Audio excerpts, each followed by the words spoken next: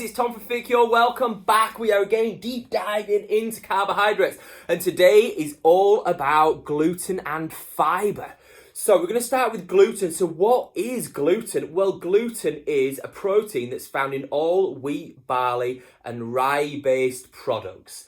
It includes things like bread, pasta, cereals, anything that's made with wheat, barley and rice, and other whole grains related to wheat. So things like bulgur, farro, kamut, or Coruscant wheat, as it's also known and spelt, also contain gluten.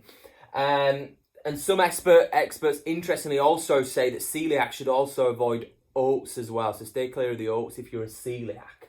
So 1 in every 141 people in the UK, that's 0.71% of people, has an allergy to gluten known as celiac disease, which is a severe reaction to gluten.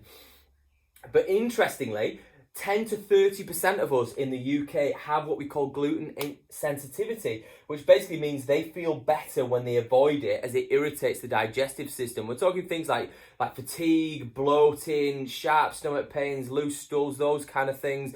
So it's taking note now of knowing what you know now about what products contain gluten, maybe sampling some of those products and see how you feel after, because it's very, very difficult to test for gluten. Even people with severe allergies to gluten sometimes come back, even with the most expensive test, as not having a gluten sensitivity. And you see it a lot with your clients as well, that people I've seen over the years who are displaying all the symptoms of somebody who's struggling with gluten. However, when they've been tested, they become disheartened because they haven't had that closure to say that I've got gluten sensitivity or I'm celiac. So you've really got to go with this one on how you feel after you've eaten these products. If you feel okay, then yeah, crack on, absolutely eat them. And if you're having any issues, then steer clear of them. But again, it's listening to your body and finding out what works for you. So when we're looking at products that don't contain these, your real bankers, things like animal proteins, vegetables, fruits, quinoa, amaranth and rice, they're not going to have any gluten in there as well. So if you want to go down a bit of a sort of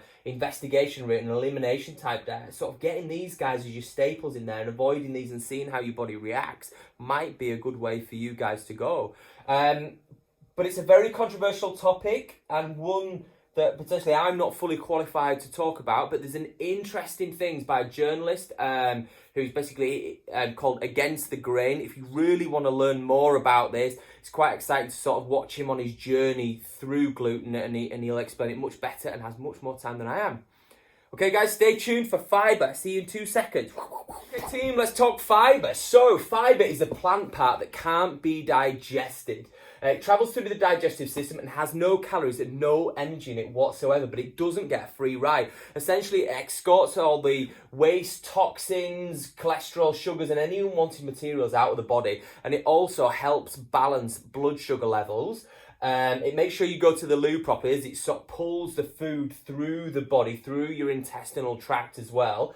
And it keeps you from feeling overly hungry. As you ingest it, it then sort of swells in your stomach and your digestive system, which keeps you essentially fuller for longer. And it also prevents constipation, energy spikes, dips and mood swings, and any kind of bloating as well, so it's a must. So the kind of foods that contain this, things like your vegetables, fruits, 100% whole grains, beans, nuts and seeds. So common foods, if you talk about it, it's like chia seeds, flax seeds, beans and lentils, leafy greens, things like your spinach and kale, your cruciferous vegetables like cauliflower, broccoli, cabbage, your berries, oats, quinoa, buckwheat.